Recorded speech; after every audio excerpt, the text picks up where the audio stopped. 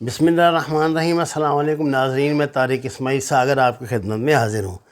ناظرین کرام، آپ نے آج کل ایک بڑی وائرل ہو رہی ہے ایک روزنامہ جنگ کراچی کی ایک ہیڈ لائن۔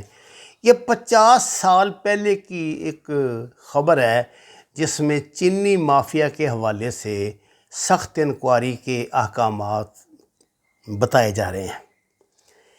یہ مافیا جو فوڈ مافیاز ہیں پاکستان میں، ان کی تاریخ بڑی بھیانک اور بہت پرانی ہے۔ یہ کو آج ہی شوگر مافیا نے اس حکومت کے لیے کرائسس پیدا نہیں کیا، صرف فرق یہ پڑا ہے کہ اس مرتبہ عمران خان نے اس پہ ذرا سختی سے ہاتھ ڈالا تو اس کو جان کو لالے پڑ گئے۔ اب مسٹر ترین جنہیں اس مافیا کا میں تو لفظ نہیں استعمال کرتا، لیکن وہ شوگر انڈسٹری کے کنگ ہیں اور سٹا وٹا جو ہے وہ سنتے ہیں کہ آپ ہی کے اس سے چلتا ہے۔ اس کی انکوائری ہو رہی ہے۔ انکوائریاں تو پچھلے 50 سال جو ہو رہی ہیں۔ اچھا، اس میں کئی انکوائریاں وہ ہیں جن کی خبریں آپ تحقیق کریں تو آپ کو مل جائیں گی۔ قریباً ہر دوسرے تیسرے سال یہ کرائسس پیدا ہو جاتا ہے۔ حیدر معین بڑے شریف وزیر اعلیٰ تھے پنجاب کے۔ ایک دن ان کے جو پیش رو تھے وہ گورنر پنجاب تھے، یہ میاں اظہر، یہ جو آج کا منسٹر تھا لڑکا، اس کے والد تھے۔ میاں اظہر نے لاہور میں آ کے یہ جو قبضہ مافیا ہے نا، اس کے خلاف شروع کی، تجاوزات مافیا کے۔ میاں اظہر نے بڑی طوفانی مہم چلائی اور میں کہتا ہوں بڑے بڑے جو لاہور کے یہ سارے فٹ پاتھ تھے خالی کرا لیے قبضہ مافیا سے۔ فٹ پاتھ چلنے کے لیے ہوتے ہیں لیکن ان پہ دکانیں بنی ہوئی تھیں کچھ، پر ان کی چھٹی ہو گئی۔ حیدر معین صدر تھے، بڑے شریف آدمی تھے، ورکر قسم کے، صدر نہیں ہے، یعنی پنجاب کے وزیر اعلیٰ تھے۔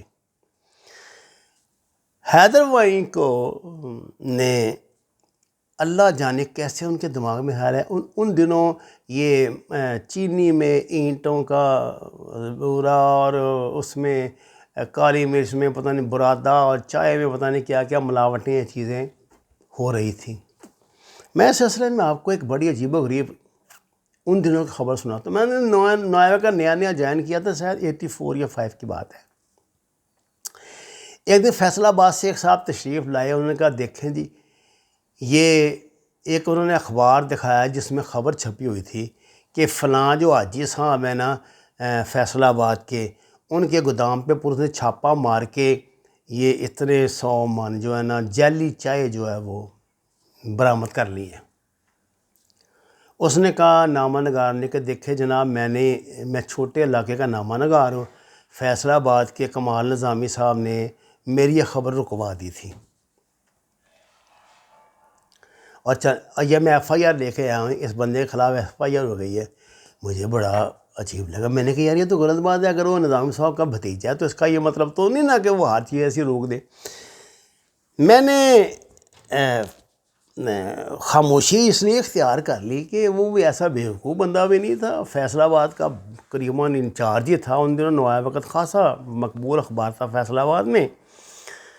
میں نے کمال نظامی صاحب کو 5-6 دن بعد لاہور آیا تو یہ گلا کیا، میں نے کہا سر آپ نے ایک صحیح خبر کیوں رکوا دی؟ انہوں نے مجھے کہا ساگر صاحب آپ بادشاہ آدمی ہیں، آپ یہ ان کے نا نامہ نگاروں کے دور پیش نہیں جانتے۔ میں نے کہا اس میں دور پیش کی کیا بات ہے، وہ پولیس کی ایف آئی آر لے کے آیا، خبر چھپی ہے فلاں بندے کے۔ اس نے کہا جی یہ خبر ہی تو چھپانے کے لیے فلاں بندے نے سب کچھ کیا تھا۔ میں پھر حیران ہوا۔ انہوں نے کہا یہ بندہ جس کا نام حاجی فلانا ہے، نئی پروڈکٹ لایا تھا 2 نمبر اپنی چائے۔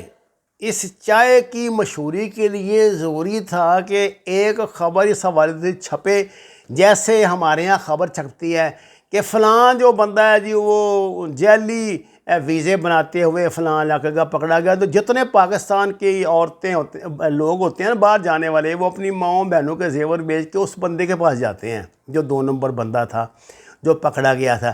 کہنے لگا جی آپ اس خبر کے چھپنے سے حاجی صاحب کی دکانداری ڈبل ہو گئی ہے، ضمانت تو اس نے اگلے دن کروانی تھی، یہ کوئی اتنا بڑا جرم تو ہے نہیں۔ آپ میری بات سمجھیں ہیں؟ یعنی یہ کس ترکیب سے کام کرتے ہیں؟ جو بندہ جعلی آئٹم نئی انٹروڈیوس کرتا ہے نا، وہ اپنی مشہوری کراتا ہے تاکہ وہاں تک خبر پہنچے جن کو یہ درکار ہے اور وہ اس دکان پر آتے ہیں۔ حیدر وائیں صاحب کو اپنے علاقے میں قتل کر دیا گیا تھا۔ مجید نظامی صاحب نے مجھے اور اختر شاہ فوٹوگرافر کو بھیجا کہ ہم یہ جا کر دیکھیں کہ اتنا شریف آدمی، اور پتہ لگا جس بندے نے ان کو گولی ماری ہے نا، اس نے پتہ ایسے ہی گولی مار دی، بس اس کو کسی بات کا غصہ تھا، اس نے ان کو مار دیا۔ یار پنجاب کے چیف منسٹر رہا ہو بندہ اور اس کو ایسے مار دیا جائے، بڑی بات ہے۔ ان دنوں میرے دماغ میں ایک بات آئی،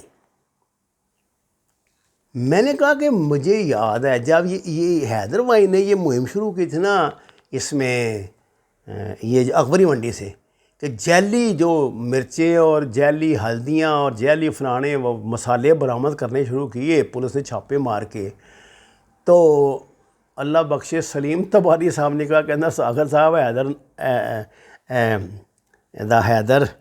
حیدر وائیں دا برا وقت آ گیا جی۔ میں نے کہا سارے کیوں؟ کہنے لگا جنہیں بھی اس مافیا نو ہاتھ پایا نا، فوڈ مافیا نو، چاہے شوگر دا ہوئے، چاہے آٹے دا ہوئے، چاہے مسالہ جات دا ہوئے، وہ ماریا جاتا ہے۔ یہ بات وہی آئی گئی ہوگی، نکل گئی، لیکن ایسا ہو گیا۔ آج تک پتہ نہیں چل سکا پولیس کو کہ پنجاب کے چیف منسٹر کو اس بندے نے کیوں قتل کیا تھا۔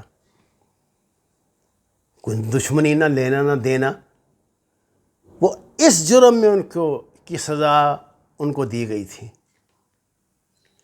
یہ جو مافیا ہیں نا پاکستان میں، جو فوڈ کے حوالے سے ہیں، عوامی صحت برباد کر، یہ بڑے درندے اور بڑے منظم خونی درندے ہیں۔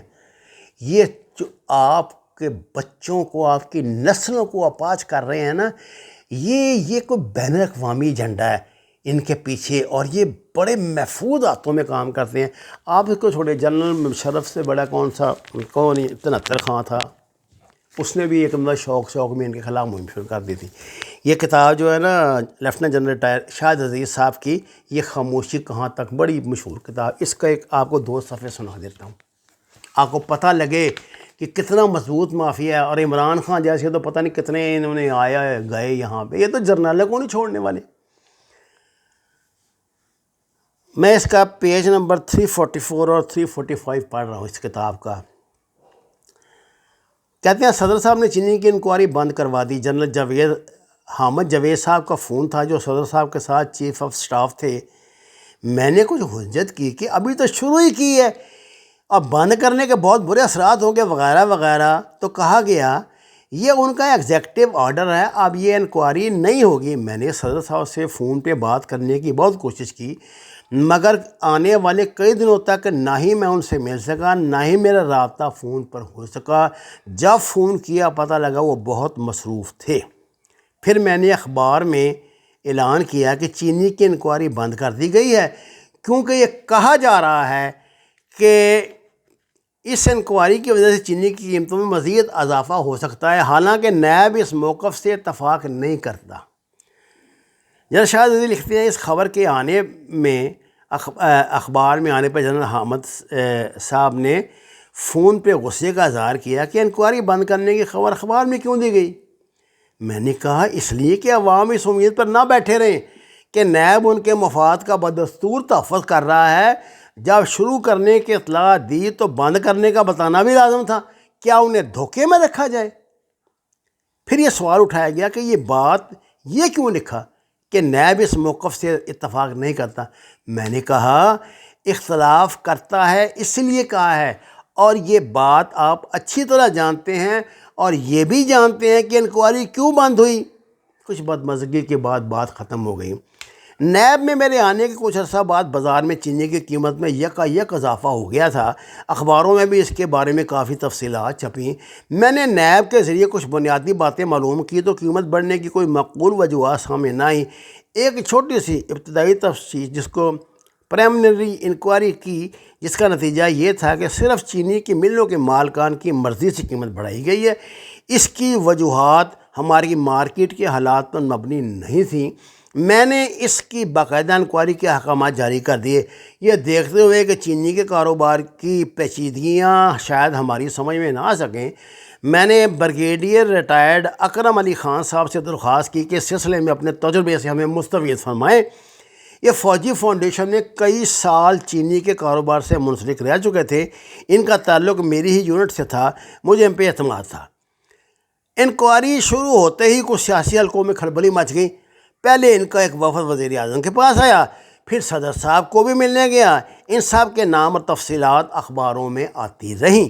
لیفٹننٹ جنرل حامد جاوید صاحب نے مجھ سے کہا، میں یہ انکوائری بند کر دوں ورنہ مارکیٹ سے چینی اٹھا لی جائے گی۔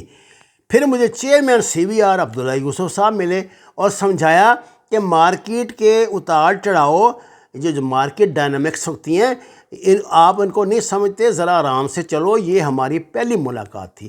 میں نے لوگوں کی مشکلات کا ذکر کیا تو کہنے لگے اگر تم نے انکوائری بند نہ کی تو چینی کی قیمت دگنی ہو جائے گی، تم کیا کر لو گے، پھر لوگوں کو کیا ہوگا۔ میں وزیر اعظم صاحب سے بھی ملا، میں نے کہا صرف 4-6 بڑے حضرات ہیں جن کے زور پہ چینی کی یوں قیمت بڑھائی گئی ہے، یہ تو حکومت کے منہ پر تمانچہ ہے۔ اگر حکومت اور نیب مل کر بھی نہ انہیں قابو میں نہ کر سکے تو پھر گورننس کیا رہ جائے گی۔ کہنے لگے یہ گورننس کا مسئلہ نہیں ہے، اس میں صرف سیاسی پیچیدگیاں ہیں۔ انہوں نے مجھے کہا مجھے کوئی اعتراض نہیں کہ اگر آپ یہ انکوائری جاری رکھیں۔ میں نے سوچا کہ کچھ عرصے کا ہی وقت چاہیے کہ چینی کی قیمت سنبھلی رہے، پھر انکوائری کے بعد حالات قابو میں آ جائیں گے۔ دفتر آ کے چینی برآمد کرنے والے بڑے تاجروں کو کہلوایا کہ وہ اسلام آباد آ کر مجھے ملے۔ انہوں نے بڑی خوشی کا اظہار کیا اور کہا کہ کسی قسم کی فکر کی ضرورت نہیں، ہم نہ مارکیٹ سے چینی غائب ہونے دیں گے نہ ہی اس کی قیمت میں اضافہ ہوگا۔ لیکن اس سے پہلے کہ میری ان تاجران سے ملاقات ہوتی، چینی کی انکوائری بند کروا دی گئی۔ اس انکوائری کے بعد انہوں سے نیب کی ساکھ پر بہت اثر پڑا۔ اخبار میں ہمارے اعلان کے باوجود کوئی اخبار والا پوچھنے نہ آیا کہ ماجرا کیا ہے، صرف کچھ دن کیچڑ اچھالا جاتا رہا۔ شاید انہوں نے سوچا ہوگا کہ سارا ہی ڈرامہ چل رہا ہے، چیئرمین نیب بھی فوجی ہے، اس ڈرامے کا کردار ہوگا۔ 2 دن بھی ایسے تھے، وہ دن بھی ایسے تھے۔ تمام میڈیا مشرف صاحب کے خلاف ہو چکا تھا۔ فوج کی پہچان وہ کالے بوٹ بن چکے تھے جن کے نیچے عوام کو کچلا گیا۔ چینی کی ملوں کے مالکان، سیاسی وڈیرے، عوام کی اصل غمگسار جھوٹ سے بھرے دل لیے، کلف لگائے لباس پر چمکتے چہرے سجائے، سیاہ بوٹ پہننے والوں کے گردن پر پاؤں رکھے کھڑے تھے۔ یہ تھی اصل حقیقت۔ ناظرین کرام، میں آپ سے گزارش یہ کر رہا تھا کہ جو مافیا پاکستان میں یہ اس نوعیت کی ہیں نا، یہ کھانے پکانے والی چیزوں کے فوڈ مافیا سے جو متعلق ہیں، خدا کی پناہ کو اللہ کا بندہ ہی ان پہ ہاتھ ڈال سکتا ہے۔ آپ اگر عمران خان اپنی ضد پر قائم رہے، ابھی تو صرف انہوں نے گروپ بنایا نا، مجھے لگتا ہے کہ آئندہ وہ ایسا پرماننٹ نظام کر دیں کہ آج کے بعد کوئی کسی کو قیمتیں بڑھانے چڑھانے پہ تکلیف ہی نہ ہو، کوئی انکوائری نہ ہو، اور وہ اس معمولی سی بک بک جھک جھک سے بھی بچے رہیں۔ وما علینا الا البلاغ المبین۔ ناظرین کرام، درخواست ہے قرآن نماز کو ترجمے کے ساتھ جانی، ہمارے چینل کو سبسکرائب کریں، لائکس دیں، سچ کے سفر میں ہمارا ساتھ دیں۔ آپ کا بہت شکریہ۔